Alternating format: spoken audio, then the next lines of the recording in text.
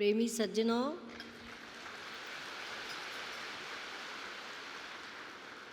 आज हम सबके लिए बहुत ही हर्ष का दिन है कि हम श्री भोले जी महाराज का इस पावन जन्मोत्सव में एकत्र हुए हैं।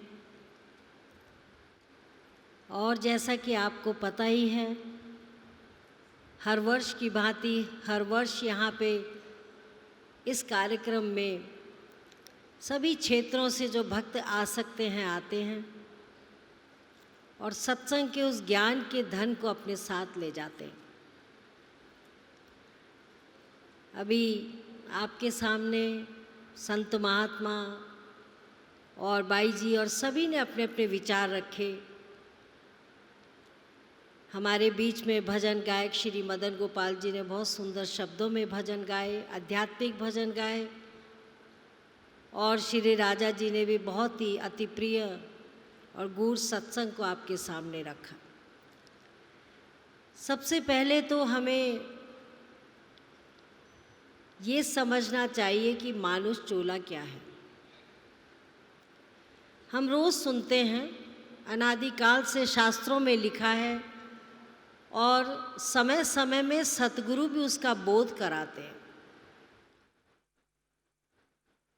कि मनुष्य जन्म, मनुष्य चोला क्या है।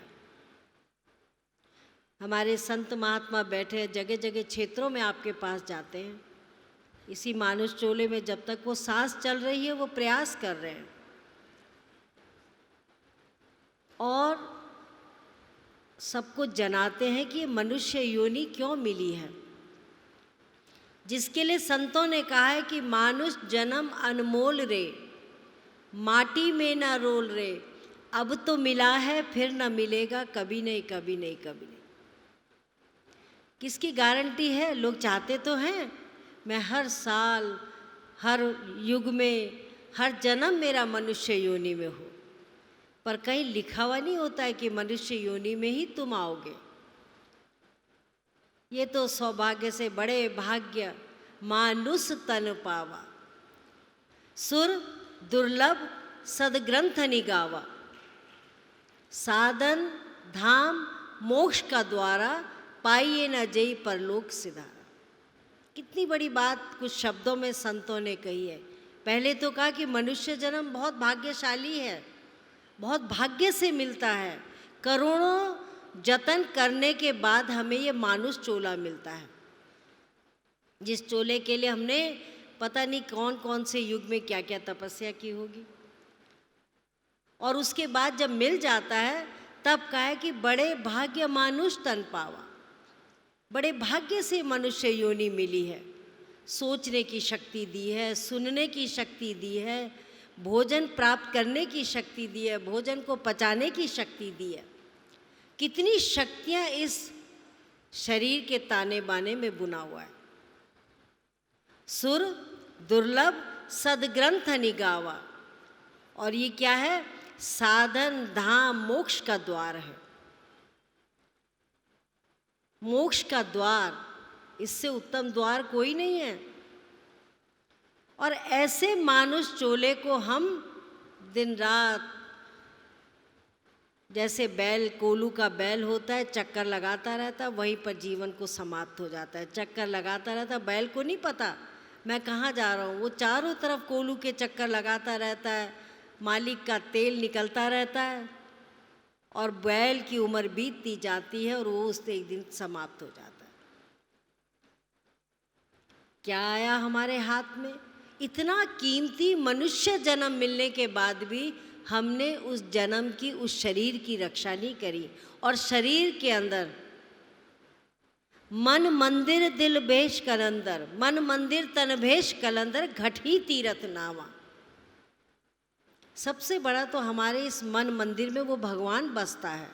किसी भी रूप में हम उसको माने, किसी भी धर्मों के अनुसार उसको माने, तो जब भगवान, किसी भी अल्लाह ताला या अपने ईसाई धर्म के भाई लोग जब भी देखते तो भगवान को ऊपर ही देखते हैं और हृदय में हाथ लगाते हैं। कोई भी धर्म हो, वो धर्म हमें यही सिखाता है कि तेरा तुझ में है, तेरा साईं तुझ में जाग सके तो जाग।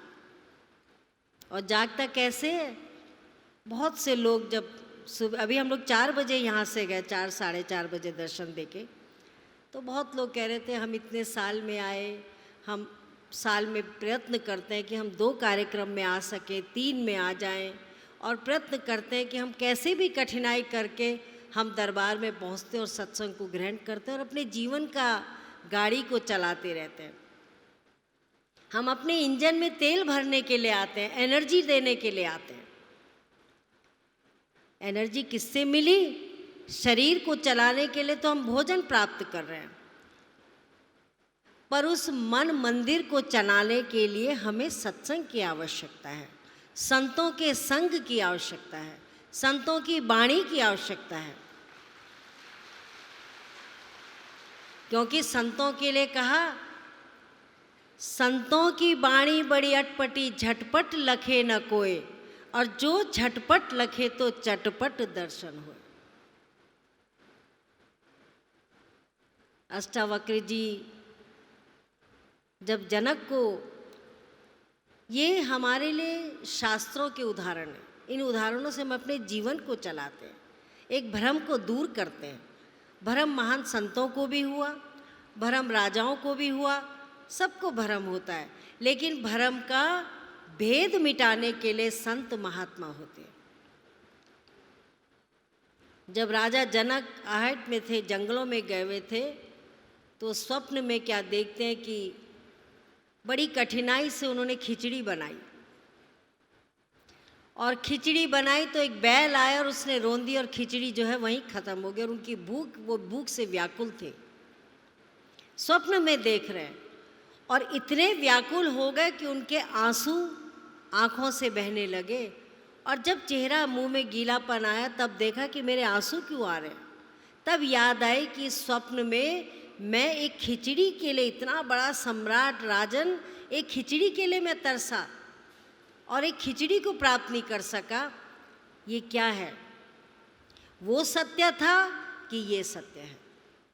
हम जीवन में कितनी खेल देखते हैं। रामलीला 10 दिन की होती है, हम 3 घंटे का चलचित्र होता है, उसमें सब कुछ दिखा देते हैं, लेकिन ये जो जीवन का चलचित्र है, ये तो कोई समझ ही नहीं पाता कि कब तक चलेगा और क्या है इसमें। ये जो भगवान ने एक पिटारी दी है, इसके अंदर क्या क्या खेल है। और राजा जनक जी को भ्रम हो गया। उन्होंने सभा बुलाई संतों की, सबको बुलाया, सब ने, किसी ने कोई उपाय सुझाया, किसी ने कोई उपाय सुझाया, किसी ने कोई उपाय सुझाया। तो दरबार में अष्टावक्र भी आए जो अंगों से टेढ़े मेढ़े थे। तो जैसे ही वो आए तो सारा दरबार हंसने लग गया, क्योंकि जो बुद्धिजीवी होता है, जो किताबें ज़्यादा पढ़ लेते हैं, वो सोचते हैं कि शायद हम ही सर्वश्रेष्ठ हैं, लेकिन जो भगवान को पा जाता है उससे श्रेष्ठ कोई नहीं है। अष्टावक्र जी जब दरबार में आते हैं तो सारे लोग हंसने लग जाते हैं, उनके शरीर को देख करके, उनके अंगों के टेढ़े मेढ़े को देख करके। लेकिन अष्टावक्र को अध्यात्म का ज्ञान था। जिस तरह गन्ना टेढ़ा मेढ़ा होता है, लेकिन गन्ने का रस तो बहुत मीठा होता है, यह हम सब जानते हैं। कितना भी गन्ना टेढ़ा मेढ़ा हो, लंबा हो, सीधा हो, छोटा हो, लेकिन रस उसका बहुत मीठा होता है। ऐसे ही अष्टावक्र जी का शरीर तो टेढ़ा मेढ़ा था, पर उनके अंदर वो ज्ञान रूपी रस था, वो अध्यात्म की चेतना थी। और अष्टावक्र जी ने कहा, हे राजन, तेरे इस प्रश्न का उत्तर मैं देता हूँ। सारी सभा हंसने लगी कि ये अष्टावक्र क्या प्रश्न का उत्तर देंगे। तो अष्टावक्र जी क्या कहते हैं कि हे राजन, प्रश्न बताओ। सारा प्रश्न सुनाया गया कि वो सत्य है कि ये सत्य है। कहे राजन, ना वो सत्य था ना ये सत्य है। जो तू स्वप्न में खिचड़ी रोंदते हुए देखी वो भी सत्य नहीं है, और ये जो मानुष चोला है ये भी सत्य नहीं है। इसने भी समाप्त हो जाना है। जिस तरह एक मात्र स्वप्न समाप्त हो गया, ये भी समाप्त हो जाएगा। तो कारण क्या है, क्यों मिला है? बड़े भाग्य मानुष तन पावा, सुर दुर्लभ सदग्रंथ निगावा, साधन धाम मोक्ष का द्वारा, पाइए न जय परलोक सिधारा। कहीं परलोक में ये जो मानुष चोला मिला है, इसमें तो सब कुछ है। अगर सूर्य भगवान चमक रहा है और हम आंखों में काला चश्मा लगा दें, तो चाहे वो हमारे लिए सूर्य नहीं दिखेगा, पर सूर्य भगवान है, उसकी रोशनी प्रकाशित है, वो रोशनी चारों तरफ है। जिस तरह का जैसो चंदा उगे सूरज चढ़े हजार, तेरा साईं तुझ में जान सके तो जा। वो तो अपने अंदर ही है। अष्टावक्र कहता है, हे राजन, न वो सत्य है न ये सत्य है, सत्य तो कुछ और ही है। उस सत्य के लिए हमको अपने अभिमान को मिटाना होगा। आप सब आते हैं, बिल्ला बनता है, बिल्ले में लिखा जाता है ये भाई भक्त नेपाल से आए, इनका नाम ये है, ये यूपी से आए, इनका नाम ये है, ये गुजरात से आए, इनका नाम ये है, ये उत्तराखंड से आए, इनका नाम ये है। वो नाम लिखा जाता है। चाहे भी मध्य प्रदेश से आए हुए हैं, दूर दूर से भक्त लोग आए हैं, सबके बिल्ले में नाम लिखा जाता है। कल जब आप यहाँ से जाएंगे, वो बिल्ला फट जाएगा, उसको आप फेंक दोगे, बहुत प्रेम होगा तो संभाल के रखेंगे। वो मात्र आपका नाम है, वो लिखा गया कि आपकी पहचान ये नाम है। पर आपको कब मिला वो नाम? जब हमारा जन्म हो गया, हमारे माता पिता का आखिरी लास्ट नेम भी जुड़ जाता है। नाम के आगे नामकरण में पंडित जी उस नामकरण संस्कार को करते हैं, नाम भी देते हैं, और उसके आगे पिता का नाम लग जाता है। पिता का पुत्र है, पिता का पुत्री है, और वो नाम जो है पिता और माता के नाम से चलता रहता है। लेकिन एक नाम वो है जो आपके पैदा होने से, नामकरण से पहले ही था ना।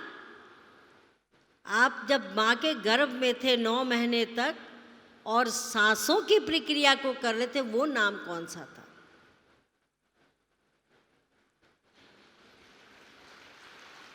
नाम तो किसी का सोहन है, मोहन है, राधा है, गीता है, सब माता पिता के दिए नाम। बहुत सुंदर सुंदर नाम आजकल छाट के रखते हैं कि अच्छा नाम होना चाहिए जिससे हमारा बालक बढ़िया बने, बुद्धिमानी बने, धार्मिक बने, महान बने, वो नाम दिया रखा जाता है। और पता चलता है कुछ साल में कि कर्म तो उसके बहुत टेढ़े, फिर नाम को भी शर्म आने लगती है, आती है ना, क्योंकि जथो नाम तथो गुण फिर चलता नहीं है। लेकिन एक नाम जो गुप्त मत बूझे बिरला कोई। हम 21,600 बार सांस ले रहे हैं और हर सांस हमारा उस नाम से संबंधित है, पर हम बिना जाने उसको व्यर्थ गंवा रहे हैं। तो संतों ने इस बात को समझा, और जब भी इस युग में, चाहे कलिकाल हो, सतयुग हो, त्रेता हो, द्वापर हो, कहीं का भी इतिहास पढ़ लीजिए, कोई भी शास्त्र पढ़ लीजिए, हमेशा सतगुरु अध्यात्म की बात करते हैं। हमेशा गुरु महाराज जो हैं आपके कल्याण की बात करते हैं और कहते कि हे जीव, जाग सके तो जाग। रोज घर में भी हम 8 घंटे सोते होंगे, 5 घंटे सोते हैं, सुबह जागते हैं, काम पे जाते हैं, अपनी क्रियाओं में लगे रहते हैं। लेकिन संत महात्मा कहते हैं, महान पुरुष समझाते कि जाग सके तो जाग। पता नहीं अगली बार ये मनुष्य चोला मिलता है कि नहीं मिलता है।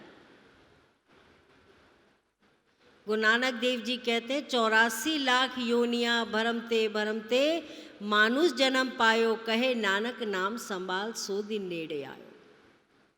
कौन सा दिन?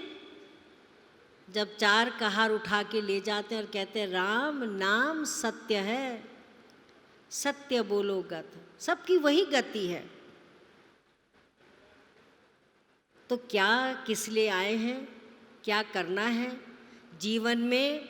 आज मैं दर्शनों में देख रही थी, बहुत बुजुर्ग भी आए हुए थे, कोई 80 साल का, कोई 70 साल का, और एक लगन से आए थे। देखो बाल्यकाल जवानी में तो एनर्जी रहती है, ऊर्जा रहती है, हम चलते ही रहते हैं, पर जब वृद्धावस्था आती है तो वृद्धावस्था में स्लो मोशन हो जाता है, धीरे धीरे चलते हैं। और जब वो आए तो दर्शनों के लिए, मैं एक हमारी श्री माता जी के टाइम की कई बुजुर्ग महिलाएं वो दिन में आती हैं, रात को नहीं आती, इसीलिए हम सब उनका इंतज़ार करते हैं, बहुत देर तक यहाँ बैठे रहते हैं। तो मैंने देखा कि अरे आज से 15 साल पहले इनकी काया कितनी अच्छी थी, कितने एक्टिव थे, सारा प्रचार करते थे। आज ये काया ढल चुकी है। जो सूर्य उगा हुआ था वो सूर्य अब ढलता जा रहा है, और ये एक अंत हो जाएगा, शरीर समाप्त हो जाएगा, वो परिवार उसी शरीर को समाप्त करके आगे चलता रहेगा।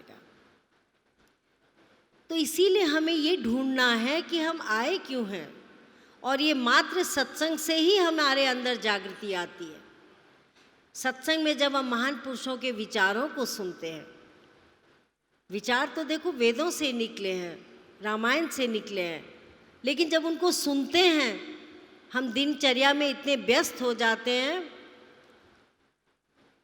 कि खाना पीना सो जाना सब काम है पशु समाना, सब करते हैं, लेकिन पशु के समान हमारा जीवन हो जाता है। पर जब आध्यात्मिक चेतना जागृत होती है, जब हमें सद्गुरु के वचन सुनने को मिलते हैं, वेद शास्त्रों की बातें सुनने को मिलती है, तब हमारी जागृति टिमटिमाते हुए लौ की तरह आगे चलती है, ऊर्जा आती है। इसीलिए कहा है कि संत मिलन को चालिए तज माया अभिमान, ज्यों ज्यों पग आगे बढ़े कोटिन यज्ञ समान। कितना बड़ा पुण्य है कि जब हम संतों को मिलने के जाते हैं, हमें प्राप्ति होती है, कुछ ना कुछ हम अपना अर्जित करते हैं। जब अष्टावक्र जी ने ज्ञान दिया तो राजा जनक के नेत्र खुल गए, हृदय खुल गया, और राजा जनक ने सारा राजपाट छोड़ करके कि जब ये भी नहीं मेरा, मैं भी इसका नहीं हूँ, तो है क्या, और सिर्फ भगवान के नाम में राजपाट को चलाया। मेरा समझ के नहीं चला, एक जिम्मेदारी समझ के चलाई। तो महान पुरुषों का कोई भी हम जीवन का कोई उदाहरण ले लेते हैं, वो हमें जागृति देता है, हमें आगे बढ़ने के, कदम बढ़ने के लिए एनर्जी देता है। याज्ञवल्क्य जब को उनको ज्ञान हुआ आत्मा का, वो अपने घर आए, उनकी पत्नी थी मैत्रेयी गार्गी, तो उन्होंने 2 पत्नी थी, उन्होंने अपना सारा जो भी होता ऋषि मुनि की संपदा के 2 हिस्से करने लगे। और जब कहा कि अब मैं बांट करके, और मैंने संपूर्ण तत्व को समझ लिया, अब ये जो संपत्ति है मैं दोनों में बांट रहा हूँ। तो उनकी पत्नी कहती है कि वो आपस में बातें करती है दोनों, और कहती है महात्मन को इस संपत्ति से भी ज़्यादा क्या उत्तम संपत्ति मिली, जिसके लिए ये संपत्ति भी त्याग दी, हमें भी त्याग रहे हैं, पूरा परिवार त्याग रहे हैं, ऐसी क्या संपत्ति जो है महर्षि को मिली है। तो जब पत्नी पीछे पड़ जाती है और पूछने लगती है, तब उन्होंने बताया, उनको अध्यात्म की महिमा सुनाई, सत्संग सुनाया, क्योंकि बिना सत्संग के विवेक नहीं होता। जब हमें हमारे अंदर विवेक आ जाता है तो हम हर चीज समझने लग जाते हैं। जब नारद मुनि स्वर्ग में सीधा जाते थे, उनकी माँ जो थी भोजन पका के खिला रही थी, तो नारद मुनि कहते हैं कि जब वो स्वर्ग में जाते हैं उनके लिए अलग आसन लगता है, तो उनके अंदर एक प्रश्न उठ जाता है कि मेरे लिए ऐसा क्यों। तो प्रश्न जब पूछता है तो उत्तर मिलता है, क्योंकि तू अज्ञानी है, तेरे अंदर ज्ञान का बीज नहीं उठ। और फिर नारद मुनि जो है अध्यात्म की खोज में निकलते हैं। तो हमारे लिए अनेकों उदाहरण हैं, भिन्न भिन्न मत हैं, भिन्न भिन्न हमारे लिए संसार में उदाहरण दिए हैं कि सीखो, समझो और अपने जीवन में हम ढालने का प्रयास करें। आज मैं सोच रही थी, अगले साल 70वां वर्ष आज से शुरू हो गया है। अगले साल तो बड़ा विशाल कार्यक्रम होगा और 70 साल। मैं सोच रही थी, अभी बच्चों को देख रही थी कि जब हमारा विवाह हुआ था तो मैं 19 साल की थी और भोले जी महाराज 23 साल के थे। तो अभी राजा जी ने सुना है कि हम सब उसमें चल रहे हैं, 2 साल में वो भी 70 के हो जाएंगे, 2-2.5 साल, 2 साल। कुछ महीने बाद मैं भी 70 की हो जाऊंगी। लेकिन मैं पिछला याद कर रही थी कि 19 साल से हम लोगों ने इस रास्ते के लिए कितनी पूंजी हमने धर्म की अर्जित की होगी, ये हम ही जानते होंगे। श्री माता जी के साथ हमने बहुत, मतलब उस समय कार्यक्रम ऐसे होते थे। एक बार हम लोग एटा मैनपुरी गए, छोटे थे हम लोग भी, 20-21 साल के रहे होंगे। तो माता जी ने कहा कि दिन में तो बहुत गर्मी होती है, यहाँ सत्संग रात को होगा, 10 बजे सत्संग शुरू होता है, कि जब सब खेतों से लोग आ जाते हैं, ठंडा हो जाता है, तो तब यहाँ पे सत्संग की शुरुआत होती है। तो हम बैठे थे, थोड़ी देर में मैंने देखा कि श्री माता जी के पीछे सत्संग के बीच में 7 फीट का एक लंबा चौड़ा आदमी पंखा हिला रहा है और हम तो छोटे छोटे चरणों में बैठे रहते थे। श्री माता जी समझ गए कि बाइयाँ भी मेरे साथ थी कि ये लोग थोड़ा देख रहे कि अचंबा कौन है ये। बाद में श्री माता जी ने समझाया कि ये जो मेरे पीछे है ना, ये बहुत बड़ा डाकू था इस इलाके का, और सत्संग सुनने के बाद में इनके अंदर वैराग्य हुआ और वैराग्य होने के बाद में ये पूर्ण रूप से भगत बन गया है, भक्ति को प्राप्त कर रहा है। कितना बड़ा अंतर, एक ही मनुष्य के अंदर विचार भी है, वही दिमाग, वही शरीर, सब कुछ है, लेकिन सुनने से और अपने ऊपर ढालने से भेद का पता चल जाता है। और बहुत वर्षों तक वो, अभी भी मुझे याद है, यहाँ से यहाँ तक मूंछ एक ही थी और बहुत भयंकर लंबे चौड़े। लेकिन फिर जब अध्यात्मवादी बन जाता है आदमी, तो फिर अपने उस शरीर को कहाँ इस्तेमाल करता है? भजन सुमिरन में, अध्यात्म में इस्तेमाल करता है, अध्यात्म की आराधना करता है, अपने देव की आराधना करता है। और जब देव की आराधना करता है तो देव की कृपा से वो भक्त भी, उसमें वही सर्वगुण आ जाते हैं जो एक सच्चे भक्त के अंदर होने चाहिए। तो जीवन में सार जो है, उस सार के बिना हम जी नहीं सकते। अध्यात्म के बिना हमारा जीवन शून्य के समान है। कितने ही शून्य लग जाएंगे, कितने ही शून्य लग जाएंगे, अब वो शून्य जो हैं वो, उनकी कोई वैल्यू नहीं है, कोई कीमत नहीं है।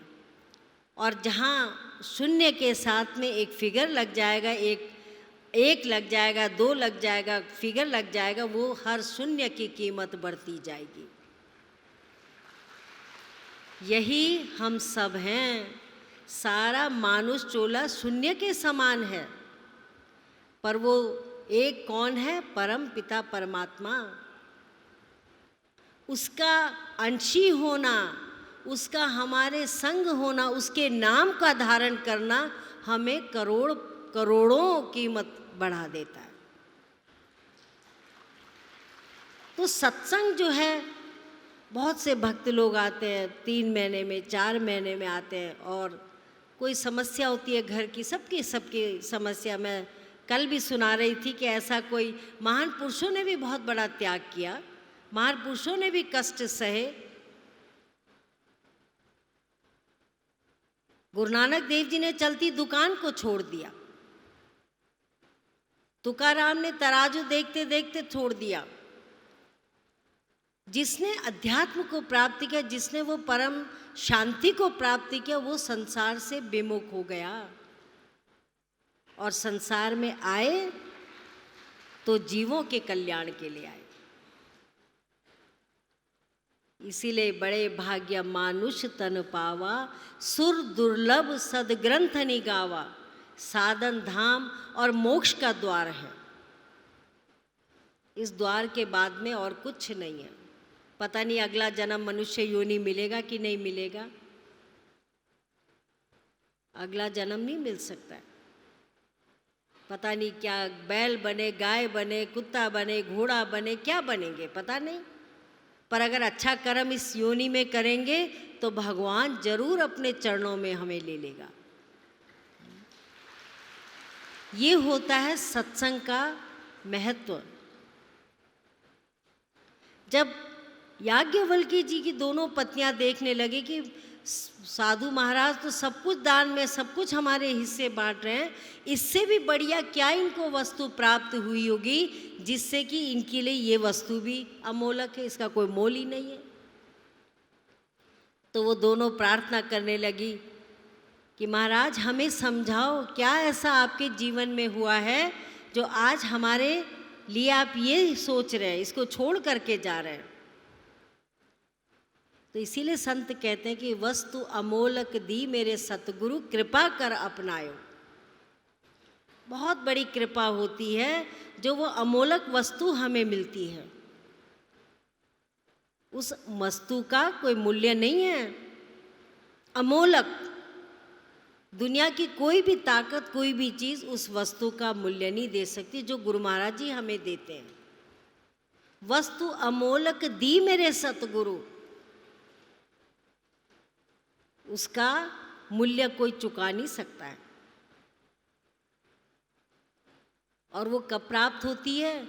जब हम याचना करते हैं, भगवान से प्रार्थना करते हैं, गुरु महाराज जी की कृपा से जीते जागते सतगुरु के पास जाते हैं कि सतगुरु मेरे जीवन का उद्धार करिए। और जब उद्धार होता है तो वो अध्यात्म का ज्ञान मिलता है। ज्ञान रूपी अंजन सतगुरु दिया, अज्ञान अंधेर विनाश, हरि कृपाते संत भेटिया, नानक मन प्रकाश। मैं बार बार यही सुनाती हूँ कि हरि कृपा, जब हरि की कृपा होती है तो हमारा जीवन भी बहुत महान हो जाता है। और उसी की कृपा से सच्चा संत भी मिलता है। और जब सच्चा संत मिल जाता है तो हमारा रास्ता सुगम हो जाता है, आसान हो जाता है। आज हम जब श्री महाराज जी की जयंती करते हैं तो उनकी महिमा को सुनते हैं, किस तरह कठिनाई से, आज तो बहुत साधन हैं, उन्होंने अपने जीवन में कितना कठिनाई से, कितना कष्ट से उन पहाड़ों से, उत्तराखंड के उन पवित्र स्थानों से निकल करके पूरे भारत में अध्यात्म का प्रचार किया।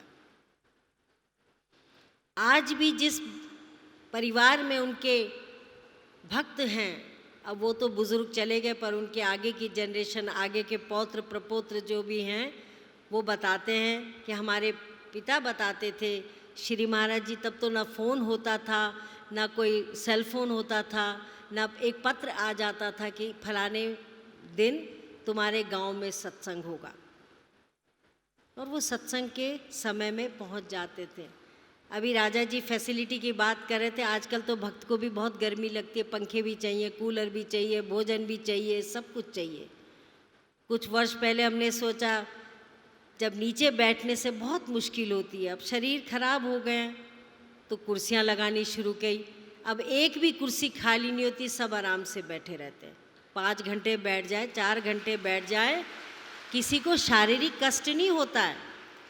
और जब तन सुखी होगा तो मन भी लगेगा, नहीं तो पलटते ही रह जाओगे। घर जाके और पैर सीधे करोगे कि सत्संग में गए थे और दर्द भी और लेकर के आ गए। तो ये समय के साथ सुविधाएं बदल रही हैं। अभी मनोज जी क्या करते हैं, जब विदेश से आते हैं तो रोज़ भंडारे में जाते हैं। अब बताओ कितनी चिंता है उनको खाने की।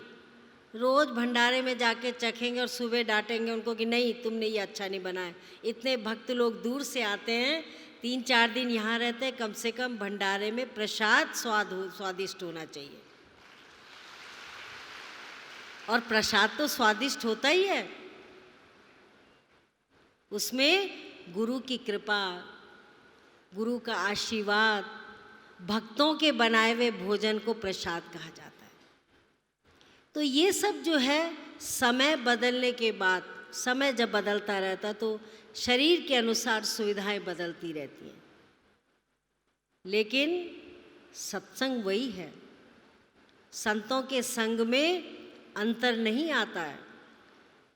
संत तो इतने परमार्थी होते हैं कि तुम्हारे आगे के जीवन का भी धन्य बना देते हैं। सोचते हैं तुम्हारे लिए, तुम्हारे जीवन के लिए सोचते हैं। जो थोड़ा भी अपने मन को गुरु महाराज के चरणों में लगा देता है वो उसका जीवन बदल देते हैं।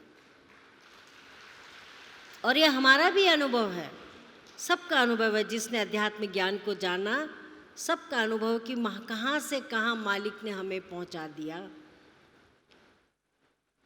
तो ये सब बड़े भाग्य से जब सत्संग मिलता है, सत्संग को हमें व्यर्थ नहीं गंवाना चाहिए। सत्संग एक बैटरी चार्जर की तरह काम करता है। जब हम अपने अपने क्षेत्रों में जाते हैं तो हम देखते हैं कि वहाँ पे क्षेत्र में बहुत से अभी भक्त लोग हैं जो आ नहीं सके, जो इंतज़ार करेंगे कि अब हम नवंबर में जाएंगे। एक परिवार के कुछ आ गए, कुछ नवंबर में आएंगे, कुछ माता जी की जयंती में आएंगे, ऐसे करके चलता ही रहता है सिलसिला। लेकिन क्या जब हम यहाँ आते हैं, इस संसार में आते हैं, तो मुट्ठी बांधा आया जगत में हाथ पसारे चले जाएगा। आज ही मैं किसी को बता रही थी कि हमारे साथ के जो हमसे थोड़े बुजुर्ग थे अचानक चले गए। संपन्न थे, सेवा वाले थे, घर में बच्चे, सब कुछ अच्छा था, सब कुछ खरीद करके, ऑक्सीजन सिलेंडर भी रखा हुआ है, सब कुछ रखा है। लेकिन जब वो घड़ी आई तो वो सब बेकार हो गया। तब तो जाना है। तो भाई जब जाना ही है तो आए किस लिए हैं? हमारा जन्म किस लिए हुआ है? क्यों भगवान ने हमें मानुष चोला दिया है?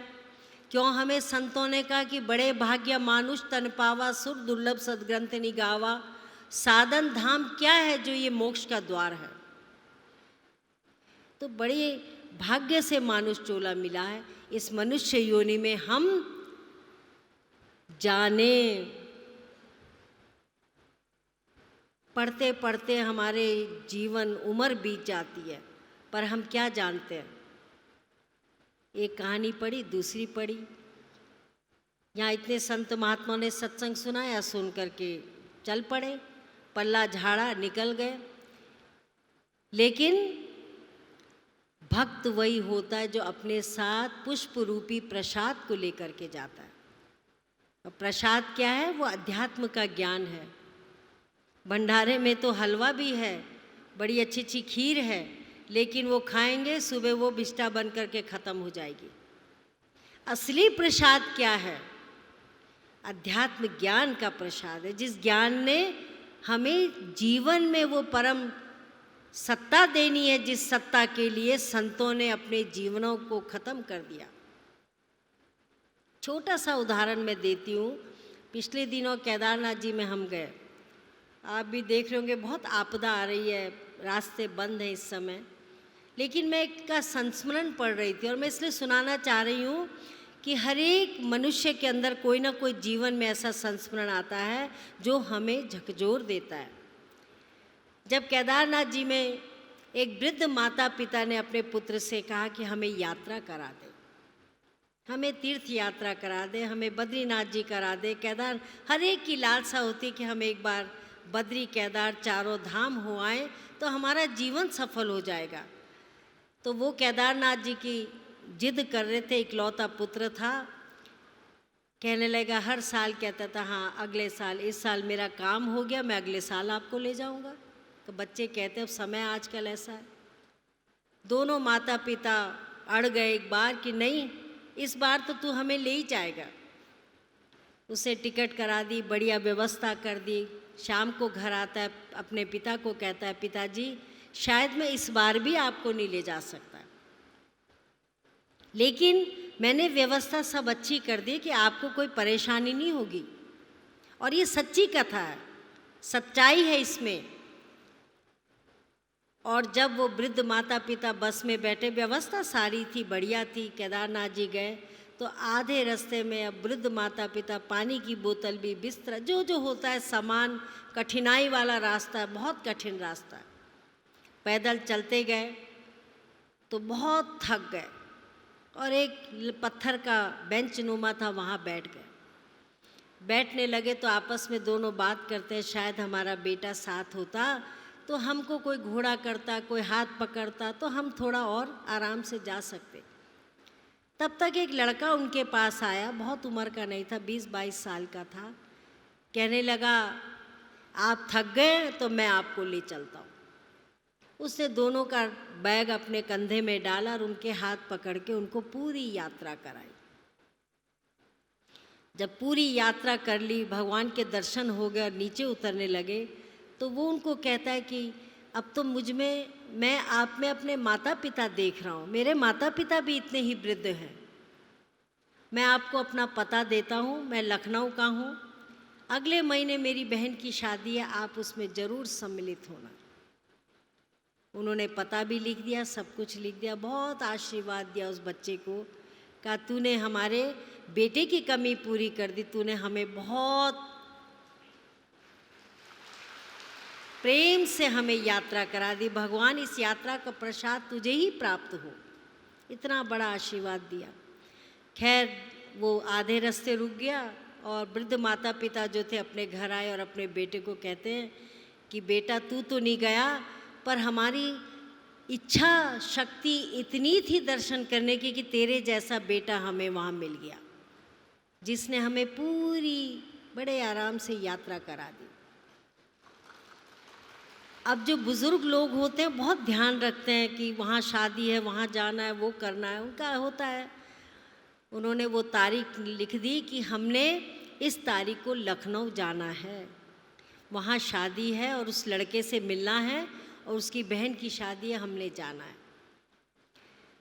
जब वो लखनऊ की टिकट करी, लखनऊ पहुँचे, तो जब लखनऊ पहुँचे उस घर में गए तो वहाँ कोई ख़ास उन्होंने शादी की तैयारी नहीं देखी। तो उन्होंने सोचा कि शादी आजकल कहीं और होती है, चलो नंबर और एड्रेस तो ये है, हम यहीं जाते हैं।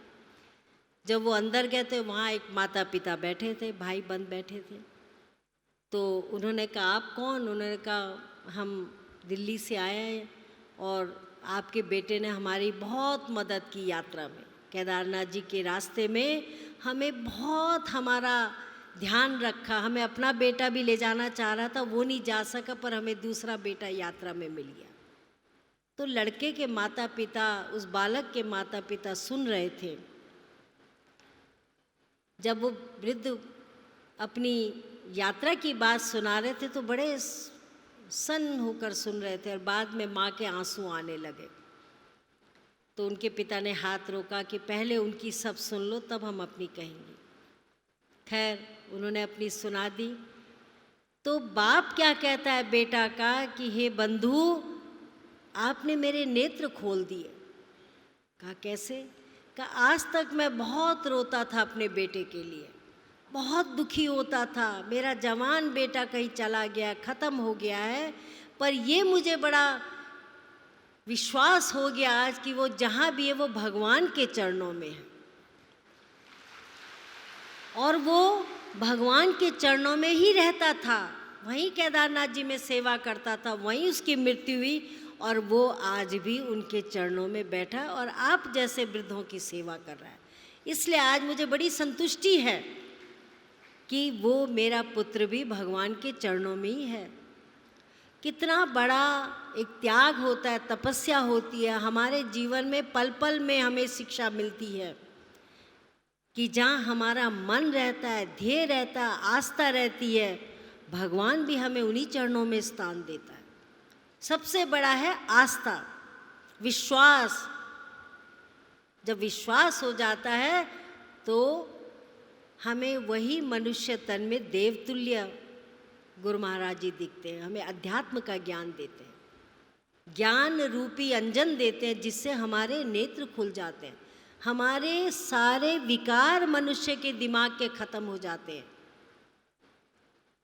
तो ये जो सत्संग का श्रवण करना होता है, ये सत्संग के श्रवण में बहुत शक्ति है। जब अष्टावक्र जी ने दरबार में आए, जनकों का जनक, न वो सत्य है न ये सत्य है, तो सारी सभा, बड़े बड़े ऋषि मुनि ज्ञानी पढ़े लिखे बैठे थे, सब हंसने लगे, क्योंकि अष्टावक्र जी का शरीर टेढ़ा मेढ़ा था।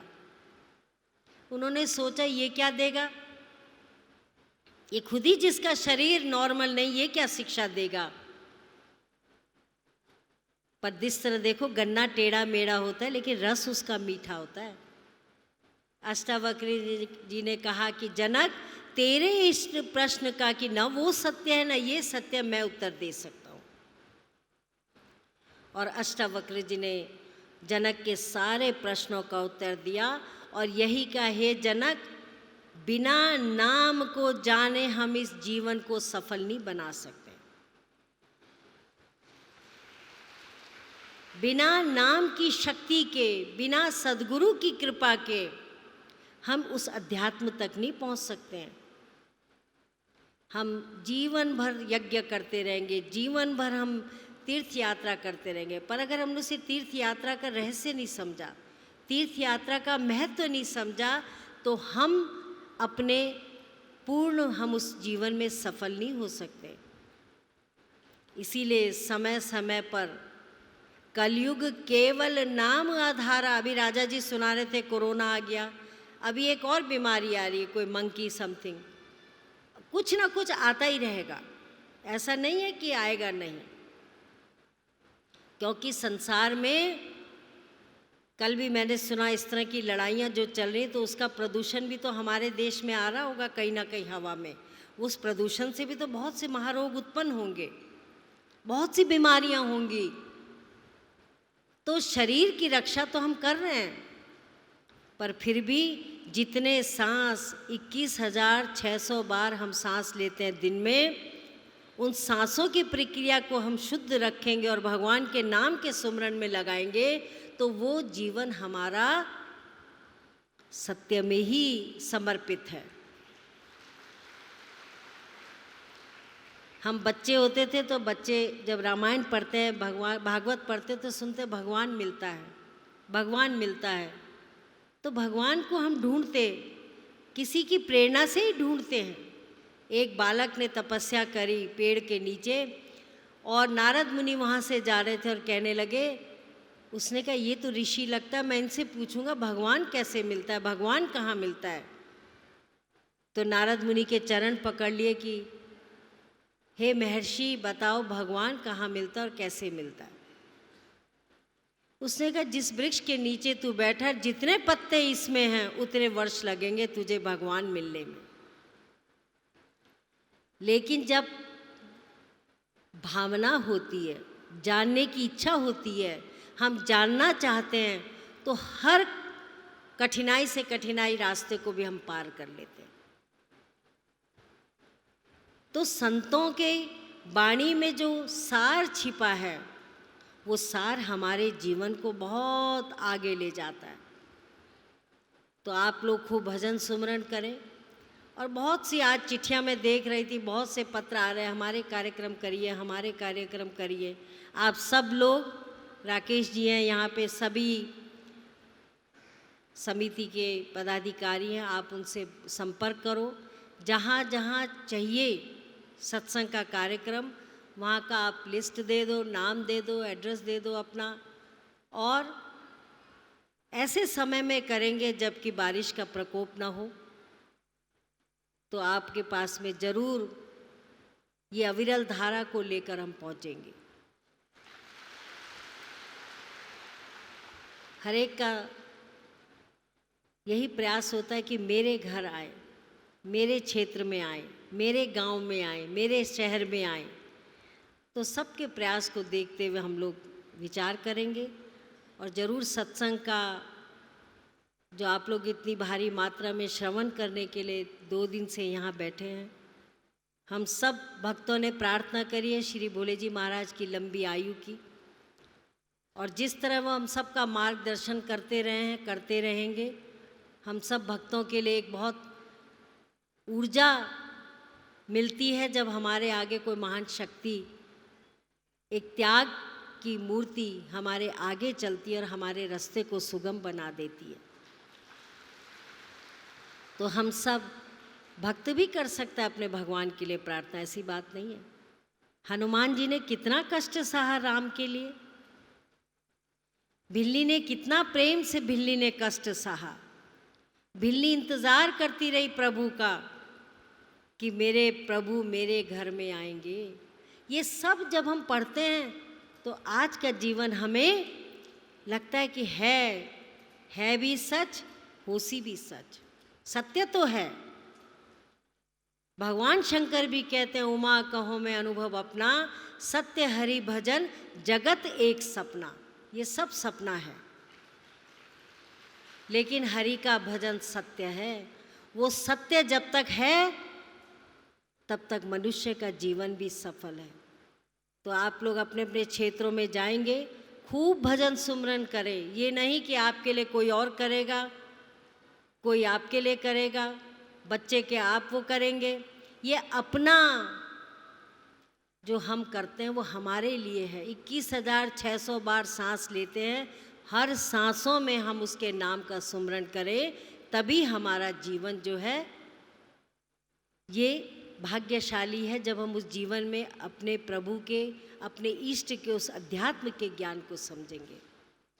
तो आप लोग आराम से अपने अपने घर को जाएं, सत्संग की पोटली अपने साथ ले जाएं, विचारों की पोटली, और अपने जीवन को चाहें। अगर वृक्ष टेढ़ा मेढ़ा होता है, हम उसके सहारे के लिए लकड़ी लगा देते हैं और लकड़ी से वो सीधा उगने लग जाता है। आजकल सब माताओं की समस्या है, हम तो आते हैं, हमारे बच्चे नहीं आते। बच्चे नहीं समझते, बच्चों के अंदर वैराग्य नहीं है। ऐसा ही है, क्योंकि बच्चे ज़्यादा मोबाइल में लग गए, ज़्यादा टीवी में लग गए, ज़्यादा इंटरनेट देखने लग गए और एडवांस टेक्नोलॉजी बढ़ने लग गई। और बच्चों का आध्यात्मिक जीवन, जो पहले हमारे गुरु पाठशाला होती थी, उसमें सुबह सुबह 3 बजे उठाया जाता था। पहले उसमें शरीर का ज्ञान कराया जाता था, फिर मंत्र का ज्ञान कराया जाता था, अध्यात्म का ज्ञान कराया जाता था, और वो लकड़ी सीधी, पौधा सीधा चलता जाता था। लेकिन आजकल घर में भिन्न भिन्न विचार के मत हो गए। हर एक सोचता है, इतना सा भी कहेगा मैं बहुत समझदार हूँ। हर बच्चा कहता है, हर युवा कहता है, हमारे को मत बताओ, हम बहुत समझदार हैं। लेकिन समझ तो वही है जब हमने अपने परम प्रभु के चरणों में समर्पित कर दिया। तो खूब भजन सुमरन करें। और बहुत आनंद की बात है कि आज हम सब लोग श्री भोले जी महाराज का जन्मदिन बड़े हर्षोल्लास के साथ हमने मनाया, और अगला वर्ष भी पता ही नहीं चलता कब साल चला जाता है। तो इसके पहले और भी कार्यक्रम होंगे। तो आप सब अपने जीवन को धन्य बनाए, खूब भजन सुमरन करें। पेट की भूख को अन्न मार सकती है, पर अध्यात्म की भूख को सिर्फ भजन ही पूरा करता है। अशांति की भूख को, दुख को भजन ही और ज्ञान ही पूरा करता है। तो इसलिए सब भक्तों को दुआ आशीर्वाद, खूब भजन सुमरन करें।